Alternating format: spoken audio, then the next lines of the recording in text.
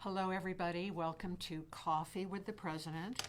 In the interest of full disclosure, this is coffee, and I am the president still, and it's April 16th. So our academic year is winding into its most exciting phase when we recognize the accomplishments of students, and they're getting ready for finals week, and we're all getting ready to get past taxes. It was kind of a shock to me that things weren't due April 15th. But I went to my tax person in Clovis, signed off, and she said, "Oh, I'm so glad you're here. Eastern alum, Eastern alum, Eastern alum." Every accountant in her office was an Eastern alum. And I said, "Are they all accounting majors?" She says, "Yes, they are," because she's an accounting major from Eastern.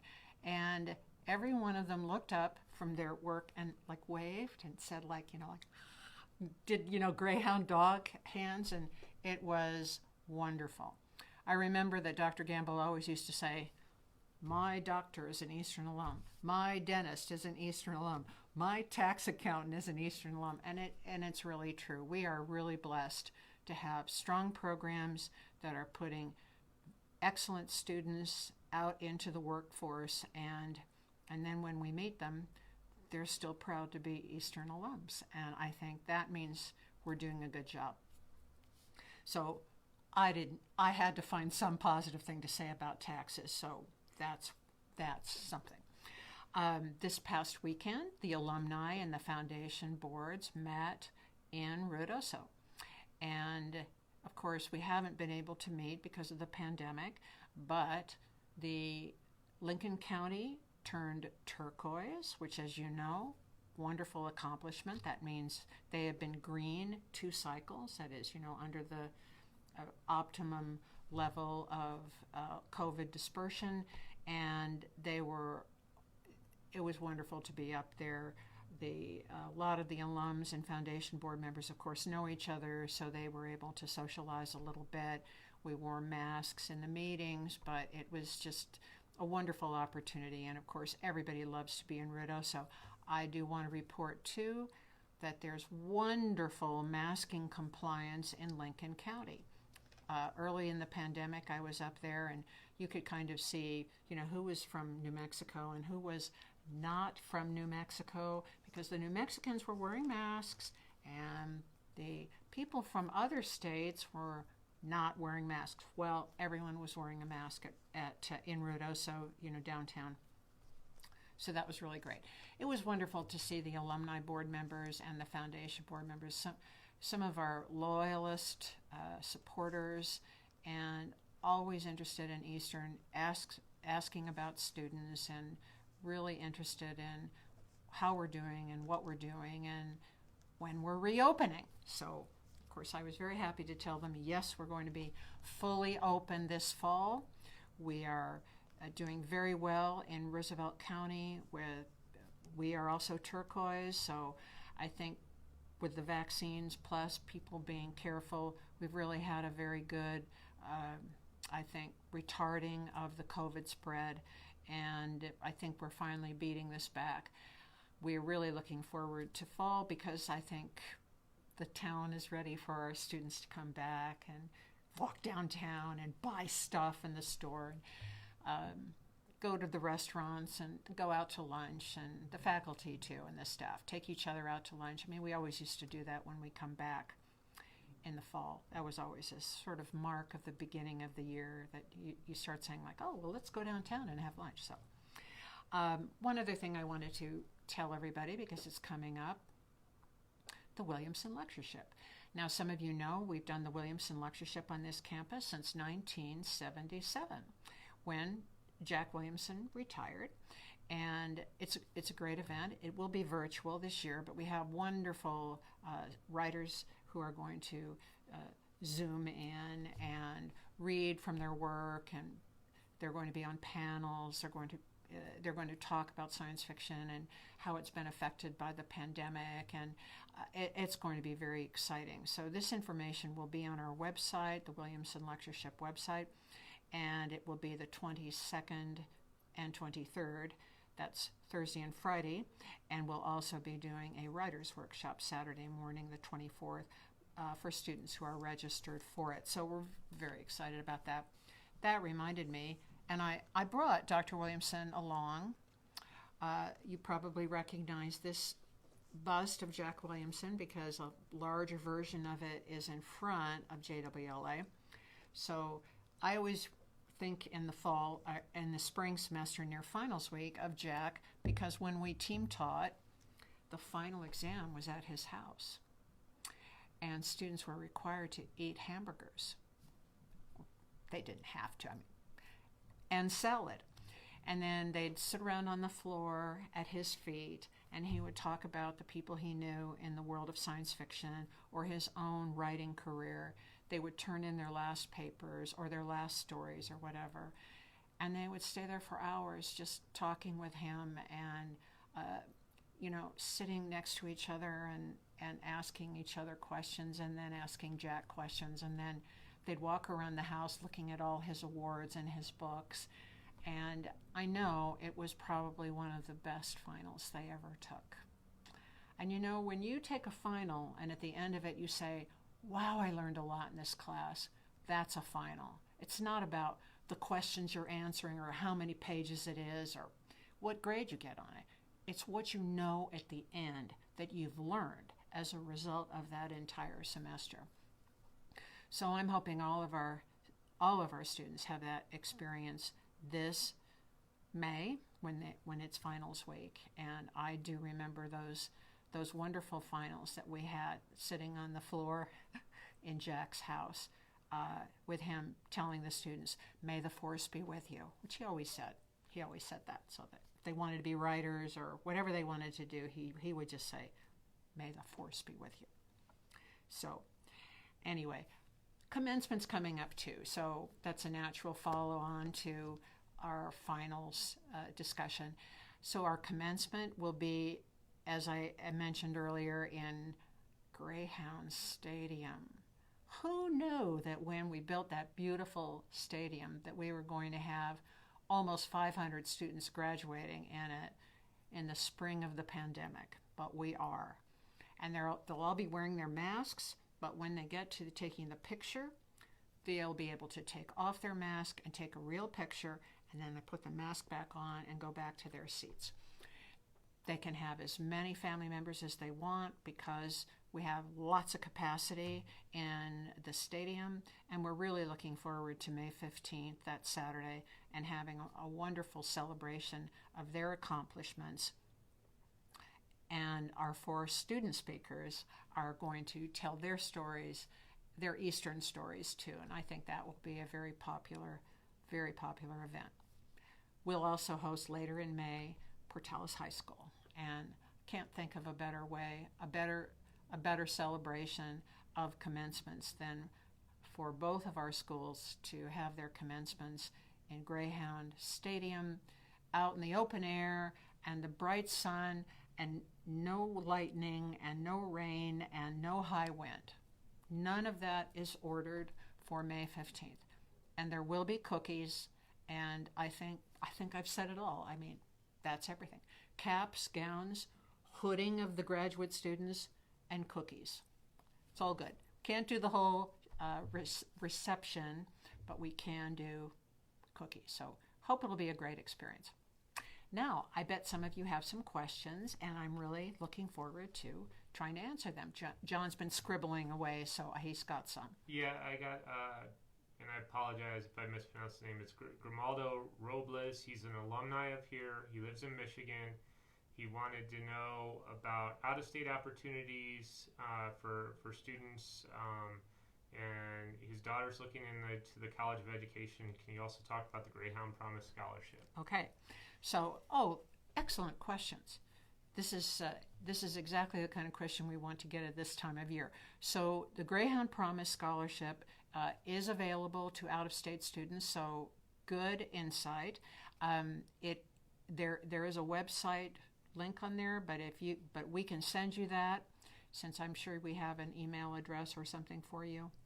Anyway, if not, we'll find that and get that back to you. So that scholarship would be available. The online opportunities for out-of-state students are certainly available, but since she's out of state, is she planning to come here? So we have some questions to ask you. But our teacher education program is growing. We're really interested in attracting students to that program because the need is very great in the United States, and we have some additional opportunities for students in teacher education, which we can certainly send you. But Greyhound Promise is certainly one of them, and that would be for 4 years if she were coming to Eastern. So we'll have to send you a little bit more information about that. But yes, you certainly, I mean, it's so much sandier in New Mexico than Michigan, so I'm sure she'd much rather be in eastern New Mexico and enjoy the wind and the sun and the heat. You have all that water and green trees and things like that. I mean, gosh, that must be really hard to live with, so we'd love to have her here. But we'll be back in touch and send you some more information. They said they're looking to be on campus in the fall of 22. So. Okay, wonderful. So, good. I had a Cynthia Hazel ask, how can she order a copy of her thesis? So, good question. The thesis, as far as I know, all of the theses have been scanned. So what I would do is send an email to Golden Library. I believe there's a generic address, and ask them to put you in touch with archives or whoever will have a copy of that. If you want to send that request to me, I will forward it to the right person. enmu.president@enmu.edu. That will get to me, and if you tell me what you need, I'll need the year. I mean, it would help. And if you don't mind, the name under which your thesis was filed, because we've had these requests before and people will give their current name, but it's filed under the name that they had when they were here, like a maiden name or something like that. So if you can contact me, I can get that information to you. We had a couple questions coming before we got on. So Jillian Anderson asked, will we see a raise next year? She's a faculty So member. Jillian, thank you for asking that question. And huge thanks to the legislature of New Mexico that passed House Bill 2, the appropriations bill, and did include in it a compensation percentage of 1.5%. Now, as you know, 1.5% in Santa Fe doesn't always translate to 1.5 on your check or on your contract, but we are confident of 1.5, and we are trying to do a little better. What's the holdup? The regents must approve our budget before we can issue contracts. I mean, they're the bosses. So they will be meeting this Friday, and we will have a proposal to them that will be approved, and that's when we'll know exactly what that dollar amount will be. But it will not be less than 1.5. So I know it's not much, but in these days, I'm just very grateful that we got a compensation package at all. So we had Elisa Chino ask, will we be having the President's Cookout/picnic this year? So, Lisa, I can't just answer that question. I have to give you a concept here, dog days, and how we all come back in the fall. So, but the short answer is, of course we're going to have the President's Cookout. I mean, we've all been waiting for that. We're all looking forward to it. So a little more context. So as you know, our first day of classes in August, I think will be August 18th. So dog days will be the weekend before. So students will be coming back. We're going to do events for freshmen and sophomores. And then when we get to Friday, that'll be the 20th of August, then it's time to celebrate all together. And we will not be at the President's house because I don't think we'll have water over there yet because they're still doing some construction on the house. So we'll be in the quad of the university, kind of new for us, and we will have a cookout there. It'll be staff, faculty, families, probably hot dogs and hamburgers. I'm sure there will be cookies because, it's kind of an Eastern thing to have cookies. We will not we'll have lots more information for you. But, we'll have games, we'll have things for kids. I mean, it'll be just like the Cookout. It just won't be at the president's house. Gotta have the bouncy houses for my kids. The bouncy house, as John points out, will be available. So if any of you really need a bouncy house, they'll be there. Just following up on that, when is Dog Days? Someone asked. Dog Days will begin the weekend before that. I think that those dates are...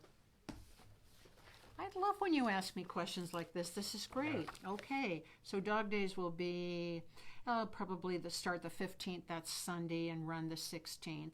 And then Tuesday will be the first day of classes, that's the 17th. So Dog Day starts on the Saturday the 14th? Usually check-in is Saturday, yeah. And then events start the 15th, Sunday, so in the afternoon. So. Okay. And there'll be more information on the website. There is more information.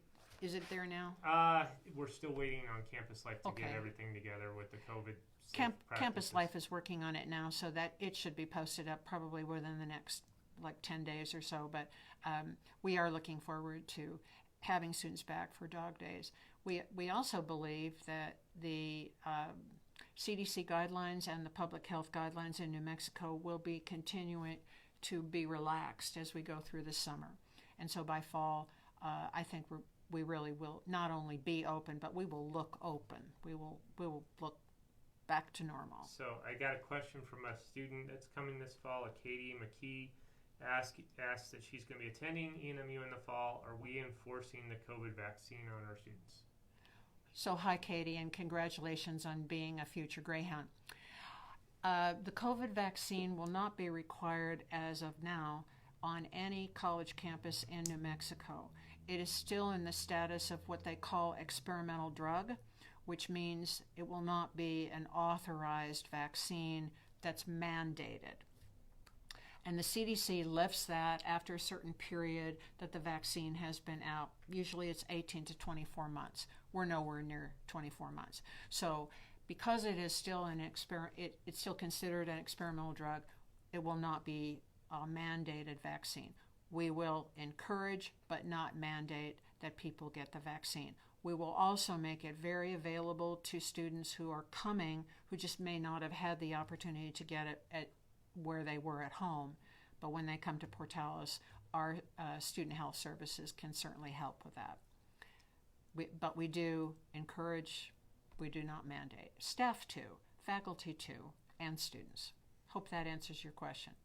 And thank you for chiming in. I just wanted to ask, did you want to comment next week on the theater performance that they're doing? Love to. So the theater performance, again, this is virtual, is going to be showcasing talent from our area. That means our campus, but also community. And Ann Beck has put together a series of pretty extraordinary and interesting performances. I believe they will start, as they usually do, Thursday at 7, Friday at 7, Saturday at 7 p.m., and then there'll be a matinee. And I can't remember now what it's called. I'm just blanking on it. But it is on our Fine Arts web page, which you can find by going to enmu.edu/Fine Arts Events. And that will give you the link and all the information.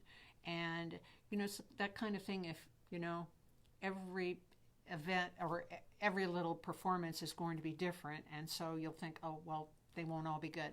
They're probably all going to be good, and they're all going to be different. And so I'm really looking forward to that. I think that will be a lot of fun. So, yeah, that's coming up at the end of this week, Thursday, Friday, Saturday, and then the matinee on Sunday.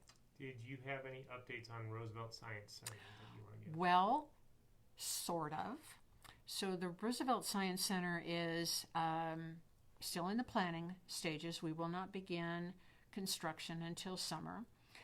Right now, the building is extending to the north. So if you think about where it is, okay, between Science, it's just south of the Science building. So it will be building north toward the Science building. Okay, that keeps it away from any underground utility lines that are a little bit to the west. So that was a little bit of a change, but we have the room to move west, and so that plan is in place. The museums are back in the building and, moving around a little bit, but they're going to be there. We think we'll be able to do all of this renovation without having to relocate faculty or classes, though we could easily relocate the classes. That's not the problem. It's the faculty labs. So we're moving along really well. So I think that project will be on time and a very successful project. It is a challenge in this day and age getting construction materials. I'm sure you've experienced this in your own areas, but it's just not that easy to get things like lumber or steel or other things that are basic construction supplies. So that either ratchets up cost or it delays delivery. So we're trying to be very proactive about getting that material here so that once we start construction, we won't be impeded by those delays. But it's looking good. And we had someone say goodbye parking for an auditorium. We're not going across the street or anything. This is building out into the grass area. That's correct. There. So just to be clear that it's not going to affect any parking or anything like that. This is going back into the center of campus. It will be going back into, if you remember where the greenhouse is, we'll move the greenhouse and we'll build that way. So it'll look very nice when it's done. So we just had a question from a John Meekins asking, how can ENMU help to save newspapers? That's an excellent question. I think our students in PR and journalism and comm services would be the first to say that newspapers are not going away. They are changing, they're morphing, they're using different platforms. But the importance of writing and analyzing news and sharing that with audiences, that's more important now than it's ever been. So in a way, I think the status of journalism and newspapers should go up, not down. Nothing against social media, but the in-depth analysis that newspapers provide has always been the kind of gold standard of how people get information. Now, is it going to change? Well, of course, we've already seen newspapers are online, but they're still there, and they're still important, and news magazines, so I think that what's going to save newspapers is the students that we are putting through our communication programs now, because they understand the importance of newspapers and the importance of social media and other forms of information. But I thank you for that point. I am a subscriber to the Albuquerque Journal Online, but I still get the Portales paper, and I have since I moved here. I always get it, and I will always get the local paper wherever I am.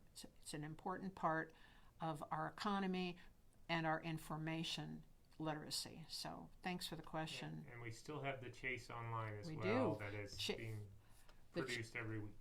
Yes, the students are still producing the Chase, and every student who works on the Chase, I think, would be an advocate for newspapers. Just the last question that I've seen is, can you comment on the 0% tuition and fees increase that the Regents approved at the last meeting? Yes, I'd love to.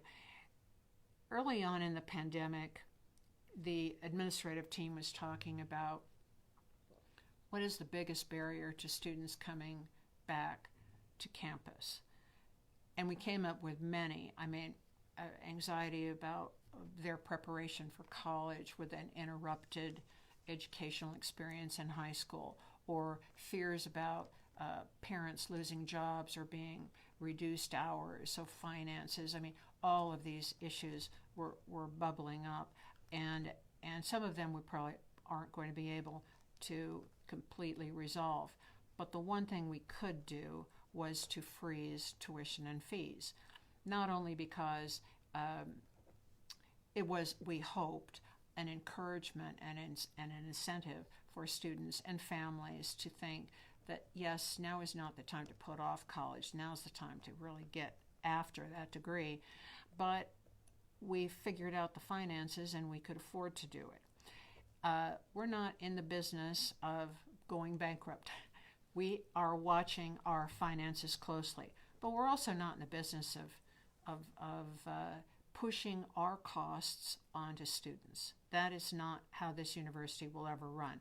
So we figured out a way to balance the budget and keep tuition and fees at zero increase for the coming fall and spring semesters. And we hope that that shows our students that we're serious about containing costs and making this educational experience affordable and also a quality experience for them.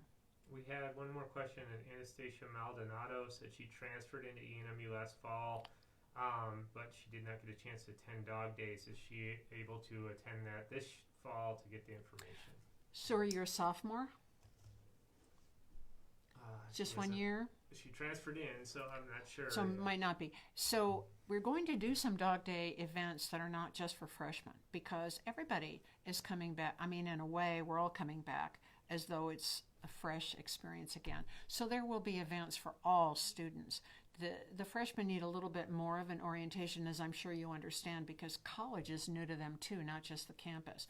But I know we've talked about doing special events for sophomores who would have had Dog Days last year, but it was virtual. So we want to do something for them. So transfer students also normally have a kind of transfer day when they can. She'll be a senior. Oh, you'll be a senior. Okay. Well, I'll talk to them about that. That's a really good idea. I don't see why everyone doesn't have an opportunity to do that. You know, I mean, free lunch, information, opportunity to ask questions, get a really good tour of campus, find out all the ways you can cut across campus really fast. If it's raining, you know, how you can dodge through buildings. Very important stuff we teach people on these tours. And then all the services that are here for you that you may have realized were there but may not have known. Well, where are they, and who's the person who does tutoring, or who do I talk to about getting a job on campus? All of that information you're going to need to know. So we'll have something for you, but we'll just be communicating with you on the website for students coming back. And thanks for the question. That's everything we got. Everything we've got? Mm-hmm. Okay. Well then, so it's April. That means it's spring. You know, Kiwanis is going to be, you know, selling their petunias and geraniums, which is sort of the signal for people to decide better do something about that yard. So the campus is already looking beautiful, and we can't wait to have you back and see it. Come back for fall, stay for 4 years, and I hope we'll see all of you at homecoming. We're planning a real homecoming, even a parade, and we just want you to realize that we're doing everything we can to bring everybody back, just as you remember, but better, stronger, faster, whatever, bionic, whatever you want to think. But it's still going to be the Eastern experience. It's still going to be the place that you left and are coming back to. Faculty are going to be the same, still caring, still wanting you to succeed. The staff are going to be here, putting you together with opportunities every way they can. And the whole atmosphere of students being back and helping each other achieve their dreams, I think that's what Eastern's all about. So can't wait to have you back. And for those of you who are getting ready for graduation, whether from high school or from wherever you are, or even here, an early congratulations, because education is the way up, and it's the way out, and it's the way to your success and your dreams. And we want to help you get there, all of you, and remind you of that experience any chance we get. So thanks, and please email me if you have any other questions.